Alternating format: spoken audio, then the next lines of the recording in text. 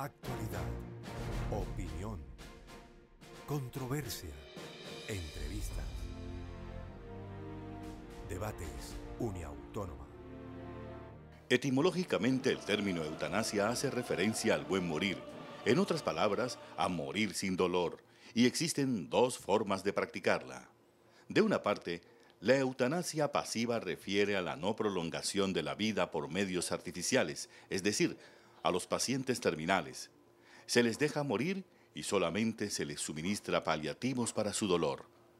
La eutanasia activa, en cambio, tiene lugar cuando la muerte es inducida, cuando se utilizan medicamentos que aceleran la muerte de quienes padecen enfermedades terminales. ¿Qué pensarán nuestros panelistas al respecto? La academia analiza el debate.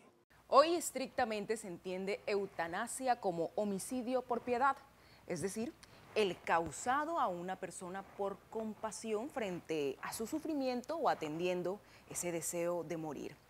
La eutanasia es definitivamente un tema que han tocado filósofos, juristas, médicos, farmacéuticos, juristas, y es precisamente el tema de discusión en Debates Uniautónoma hoy.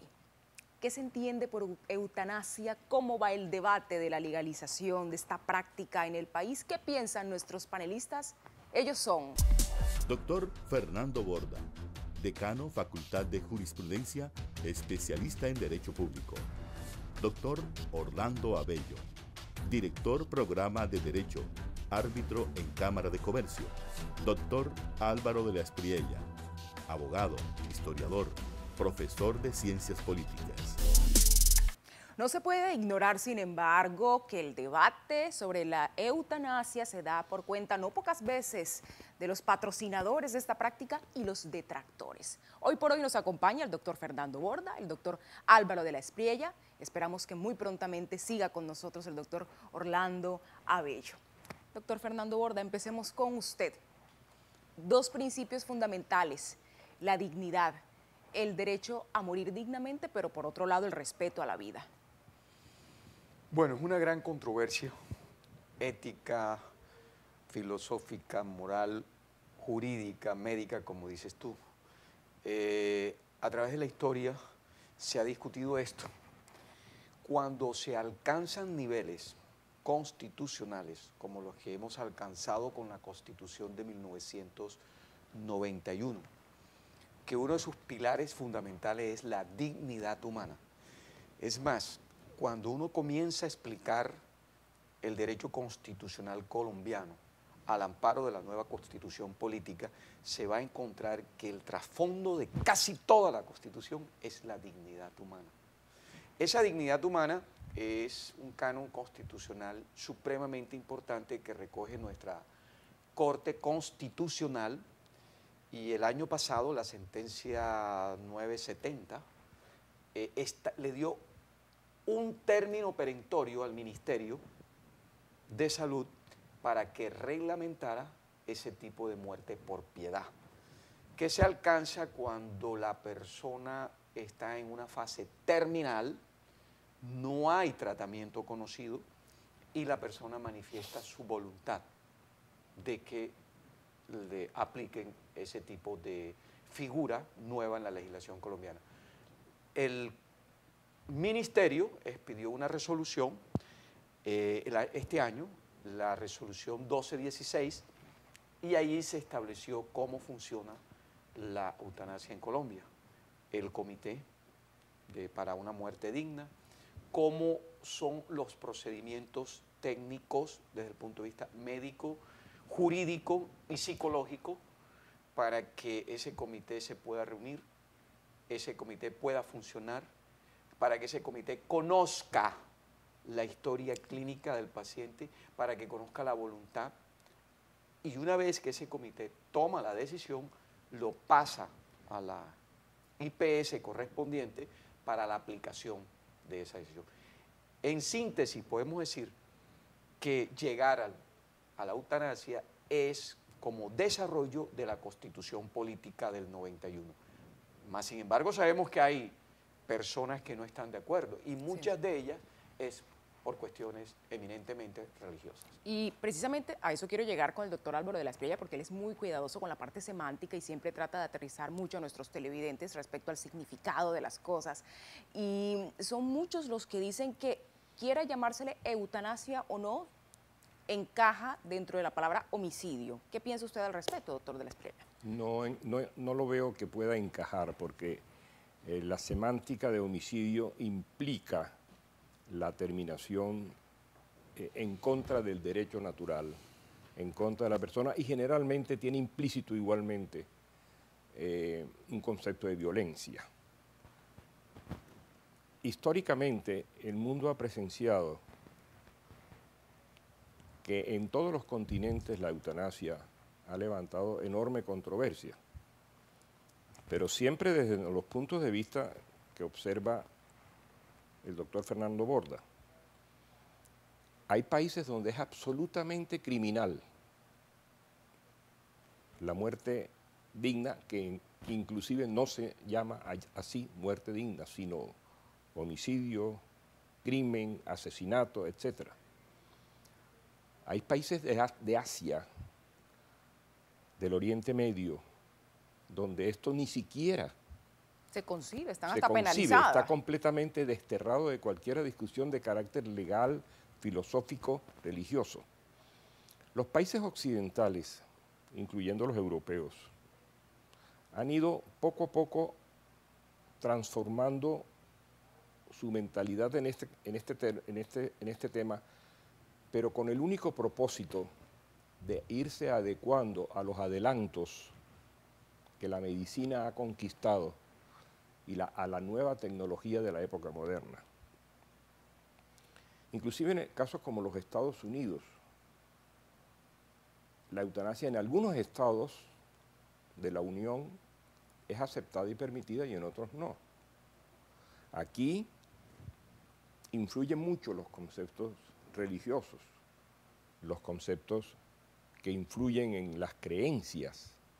Incluso se ha llegado a asemejar que el sufrimiento de un paciente terminal puede llegar a parecer como una pasión de Cristo, Sí, que tiene un lado positivo, incluso pero hasta eso, científicamente le han buscado argumentos. Pero eso es un aspecto filosófico religioso que todavía no hemos tocado y no hemos llegado allá, porque el doctor Borda aborda un tema importante, es la dignidad humana, donde yo inclusive entraría a considerar el derecho natural.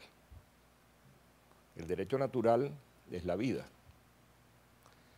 El principal derecho natural de los seres humanos es la vida, el más valioso, el de más altos quilates.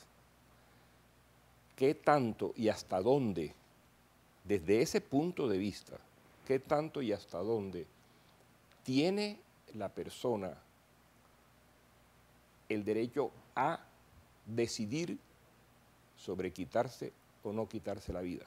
Aquí entramos automáticamente, y con esto termino la primera parte de mi intervención, en una dicotomía de procedimiento. Quien por sí mismo decide, porque tiene las facultades mentales y puede entonces tomar esa decisión por sí mismo, solo él, sola la persona, o quien ha perdido las facultades mentales, la conciencia, Cuando la y persona no ha los podido familiares expresar ya su voluntad. llegados ven que aquello es como el caso de la niña de Oklahoma, que duró 14 años Conectada. en coma, pero con la mente completamente perdida, habilitada solamente por la tecnología moderna de los medicamentos. Entonces son los familiares quienes toman la decisión de no verla sufrir más físicamente, porque no tiene conciencia del sufrimiento, y no seguir sufriendo ellos. Creo que de esta manera... Bueno, a ver, yo creo que muchas veces se pueden enfrentar principios fundamentales, Sí. y son los choques más dramáticos que se dan en la Corte Constitucional, porque la Corte tiene que definir desde el punto de vista ya legal, constitucional, cuál prevalece de ellos. Sí, es bien cierto que el principio fundamental es el de la vida. Es más, algunos llegan a decir que sin ese, el de la vida, no puede ejercerse ningún otro derecho. Y por lo tanto, la vida es el derecho principal de una carta constitucional como la nuestra. Empero, ha dicho la Constitución, cuando se dan situaciones irreversibles que hacen que esa vida entre en deterioro permanente y no exista científicamente un mecanismo para protegerla, es cuando se hace esa excepción, dice la Corte, para efecto de aplicar la dignidad humana. Porque no es lo mismo una vida en condiciones dignas que una vida que no tenga esas categorías. Entonces, nuestra Constitución hace prevalecer esa dignidad como telón final y la Corte la recoge. Y llega a decir, y llega a autorizar, es por ahí que nace el derecho a la eutanasia en Colombia en unas condiciones muy estrictas. No es la misma eutanasia que se está practicando, por ejemplo, en los Países Bajos, en donde simplemente una voluntad y ahí hay un médico que simplemente le lleva la voluntad y el médico le aplica los medicamentos necesarios y la persona fallece.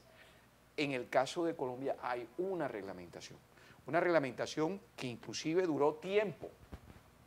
Entraron en mora en el ministerio y tuvo la Corte que llamarle la atención y la sacaron, en la que participan personas que conocen el tema y logran finalmente autorizar el proceso de eutanasia. Nosotros acabamos de asistir en Colombia a la primera, claro, con el papá lleno de de Matador. todos los requisitos que es el padre del Matador, del caricaturista.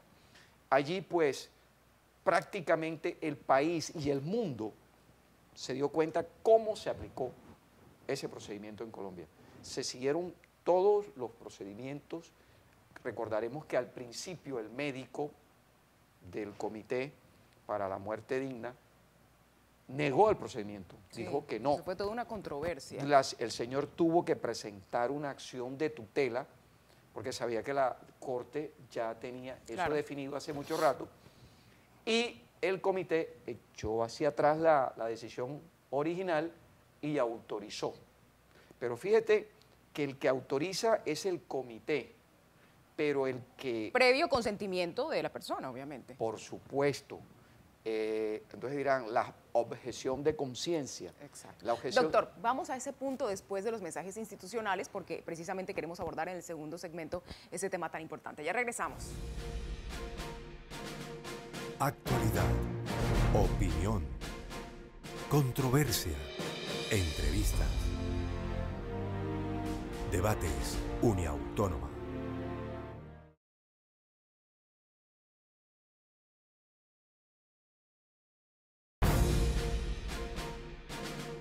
Actualidad, opinión, controversia, entrevistas, debates, Uniautónoma. Entendiendo la vida como un derecho y no como una obligación, miles de personas se solidarizan con quienes deciden terminar con el sufrimiento que producen ciertas enfermedades. Para quienes apoyan la eutanasia, la libertad de quien toma la decisión de morir controladamente es fundamental y nadie debería tener el derecho de decidir sobre la vida de otro, particularmente de otro que está sufriendo dolores permanentes y degenerativos. Quienes se oponen a la eutanasia alegan argumentos de carácter eminentemente religioso, en el sentido de respetar los designios del Ser Supremo, que es dueño de la vida y por tanto el único que puede quitarla. Como es de costumbre, nos acompañan nuestros panelistas, doctor Fernando Borda y doctor Álvaro de la Espriella, aquí en Debates Uniautónoma, tratando un tema muy polémico y que se ha abierto por cuenta del reciente caso de la primera eutanasia practicada legalmente en Colombia, el papá del caricaturista Matador, quien después de un sufrimiento grandísimo por un cáncer que le estaba aquejando en su mandíbula, por fin pudo tener la justicia que tanto necesitaba y que pedía de practicarse la eutanasia. El doctor Fernando Borda tenía un pendiente con nosotros sobre el tema de la objeción de conciencia. Aquí hay muchos tópicos por tocar, doctores, porque está el tema religioso, está el filosófico, el moral, pero sobre todo la parte que cobija a los detractores. No sin antes abordar lo que usted decía, doctor, de la objeción de conciencia. Entonces agotemos este tema y pasamos a los otros, si el doctor Álvaro de la Espriella no tiene de pronto un contraargumento. A ver, en la resolución 1216 de este año, son 3 personas los que interviene, el médico especialista del área que está en discusión desde el punto de vista científico, un abogado y un psicólogo. Cuando a las personas hacen parte y aceptan hacer partes de ese comité, no existe la posibilidad de la objeción de conciencia. El comité simplemente decide si la otorga y en qué condiciones la otorga, y tiene que ser rápido, porque la resolución así lo exige. La objeción de conciencia la puede presentar es el médico que le toca aplicar el procedimiento. Pero si un médico de la IPS que le corresponde hacer este tipo de procedimiento presenta esa objeción de conciencia, entonces la IPS lo que hace es cambiarlo por otro que no presente ese tipo de objeción. O sea, que el médico igual está en la libertad de decidir si quiere o no practicar el procedimiento. Correcto. En el caso de que no quiera, se busca a otro profesional de la medicina. Que pueda practicarla. Y esto ha evolucionado mucho. Ya médicos aceptan esa condición, otros de pronto no lo hacen, pero lo que sí persigue el procedimiento es que sea rápido y en donde la persona entregue la voluntad. Además, la misma resolución prevé la posibilidad de que la persona se arrepienta, que la misma persona en el momento culminante pueda arrepentirse y eso implica que se suspende el procedimiento. Claro que sí. Doctor de la Espriella, ¿usted tiene algo por acotar? Yo quería regresar un poco al tema netamente legal, que como todo tema legal en cualquier parte del mundo tiene un fundamento filosófico. Para hacerle una pregunta al doctor Borda. La pena de muerte, que tiene varios matices en muchas partes del mundo. En unas ocasiones se hace por inhalación de gas, en otras por choques eléctricos, en otras por lapidación, en otras por fusilamiento, y que son aceptados legalmente. Son aceptados legalmente por los países o por las regiones de esos países. Es decir, tienen un respaldo legal. No puede considerarse eso, a la luz de la interpretación que usted le ha dado, a la legalidad de la acción. No puede interpretarse eso como una eutanasia producida, concebida, ejecutada por personas que consideran que ese ser es un indeseable, a semejanza de que esa persona debe morir porque es un lastre para la sociedad, porque es un criminal. Así como se considera, los otros han considerado, los médicos, la ciencia, que aquella persona debe morir porque ya no tiene salud, porque ya definitivamente su vida no tiene objeto. No hay una asimilación, no hay una forma de semejanza entre estos dos fenómenos, ambos soportados legalmente por sus países, por las regiones. Bueno, en una palabra, no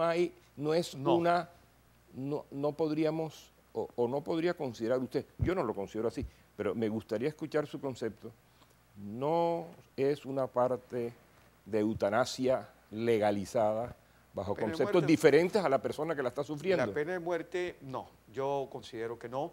La pena de muerte no es más que una venganza del Estado en algunas personas que han violentado su ordenamiento jurídico, y precisamente en los países donde opera la pena de muerte y en los estados donde opera la pena de muerte en Estados Unidos, son regularmente los mismos estados que están en contra de la eutanasia.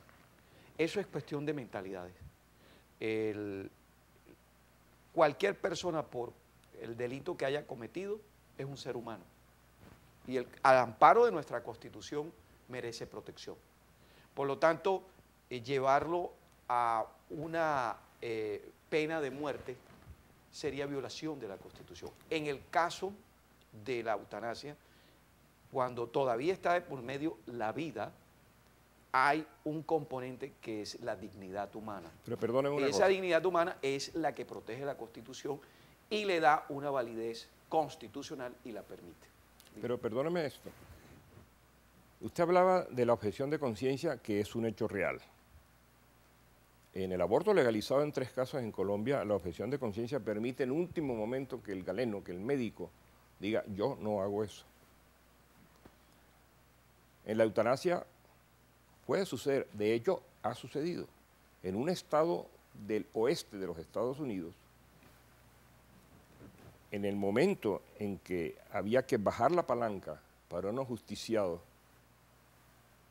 que tenía que acabarle la vida con choques eléctricos, el encargado de manejar la palanca dijo, yo no lo hago porque de un tiempo para acá estoy profesando una nueva religión y tengo objeción de conciencia. Y fue procesado, separado de su cargo, procesado judicialmente por no haber confesado que estando en el puesto había cambiado de religión y por lo tanto estaba inhabilitado, según él, para cumplir con esto. ¿Cómo ve usted porque usted ha manifestado que la objeción de conciencia es un hecho que permite, autoriza en última instancia al médico para practicar la eutanasia?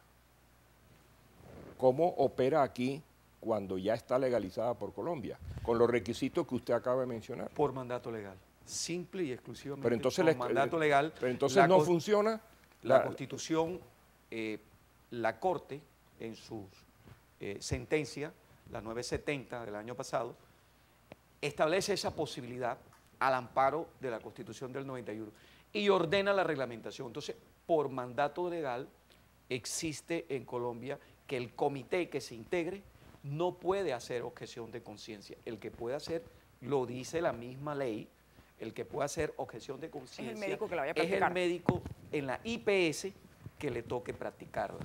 Entonces, pero fíjense, ¿por qué hay un mandato legal en ese sentido? Y se entiende que el que la está haciendo de esa forma está cumpliendo con la ley. A eso vamos, porque quizá muchos televidentes, ahora que usted hace su intervención, y por demás, me perdona por interrumpirlo, doctor, eso es quizá una inquietud que tengan nuestros televidentes. Bueno, ¿qué pasa cuando la persona ya definitivamente está en un coma, está en una fase de coma inducido, incluso ya no hay posibilidades de que regrese a una vida consciente, normal en su desarrollo?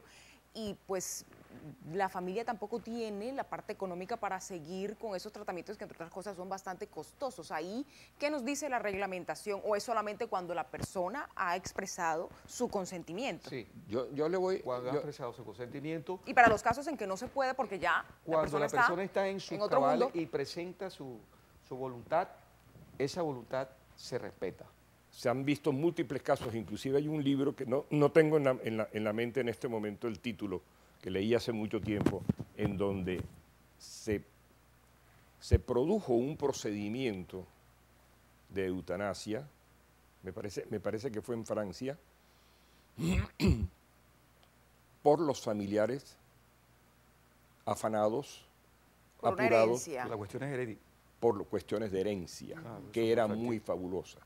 Entonces allí se pierde la noción Sí. de la bondad del procedimiento. Por supuesto. Y ahí hay un caso como el que usted mencionaba, doctor, que es que en otros países, por ejemplo en Holanda, donde ya esto está de una forma mucho más liberal, en que con el solo consentimiento se le practica, pues aquí, a diferencia de Holanda, sí se tiene en cuenta pues todo el contexto de la situación familiar de la persona, y aún en medio de todo ese procedimiento, cuando el comité científico ya lo aprueba, vuelven y le preguntan si en realidad quiere continuar con la decisión, porque hay momentos para retractarse. Sí se puede retratar. Vamos a este segundo segmento de mensajes institucionales. Ya regresamos con la última parte de este tema tan interesante como lo es la eutanasia. Ya regresamos. Actualidad, opinión, controversia, entrevistas, debates, Uniautónoma.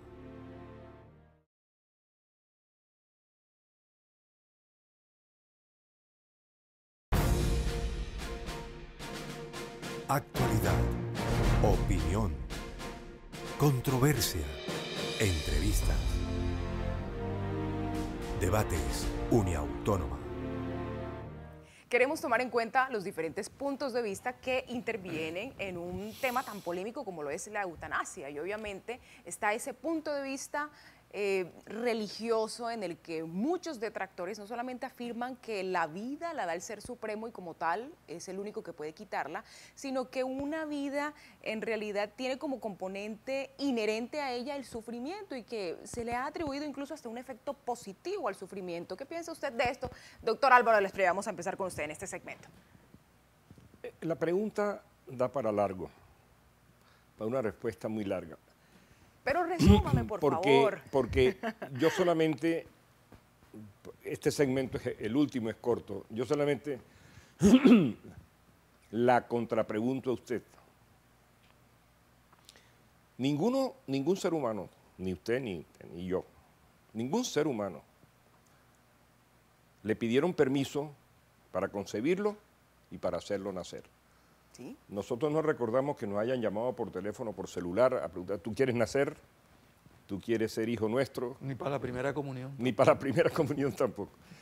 Entonces, de allí partimos de que venimos al mundo por una ley de la naturaleza, que es muy bella, entre otras cosas. Claro. Es un poema a la vida, cómo llegamos los seres humanos.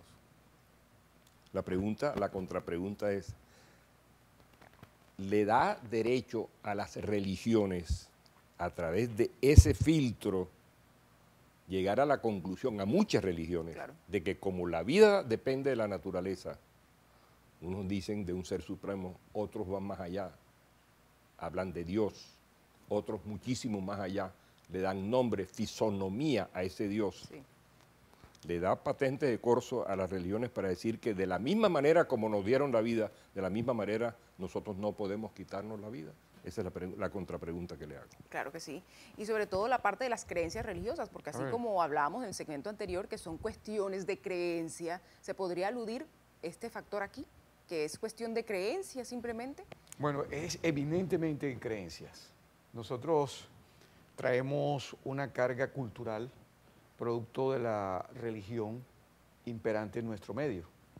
Aquí llegaron la Iglesia Católica, Apostólica y Romana y por supuesto impone unas condiciones a los pueblos donde llegó, como en el caso nuestro.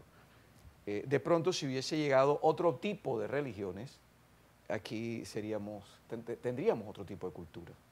Pero definitivamente la religión católica influye mucho en nuestros colegios.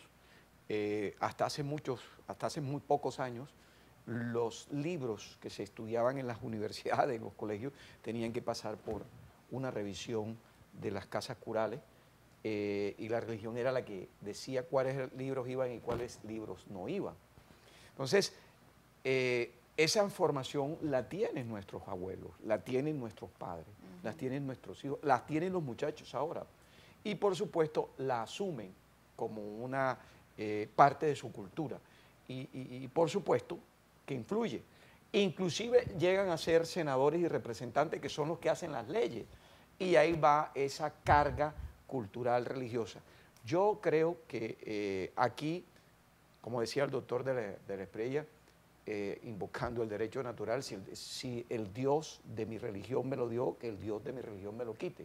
Pero cuando tú estás en una condición precaria de vida, y te está manteniendo, es una máquina, o te está manteniendo unos medicamentos, yo diría, ¿eso es natural?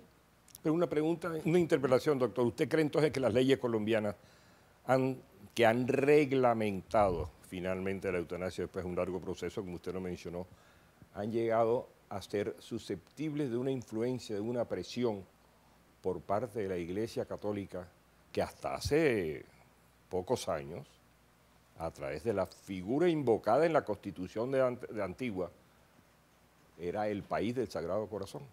¿Hay una influencia, cree usted, que en las leyes no pudieron o sí pudieron culminar en la reglamentación de la...? Por supuesto que sí, doctor, y eso lo va a encontrar usted en cualquier latitud. Pero no, pero por ejemplo, no ha influido porque la religión católica dice, no, y las leyes ahora dicen sí. No, pero venía influyendo. Por supuesto, todos los procesos legales en cualquier parte del mundo, póngale el país que quiera, tienen su influencia cultural y esa influencia cultural va implícita en la cuestión religiosa. Y entonces la objeción de conciencia es válida.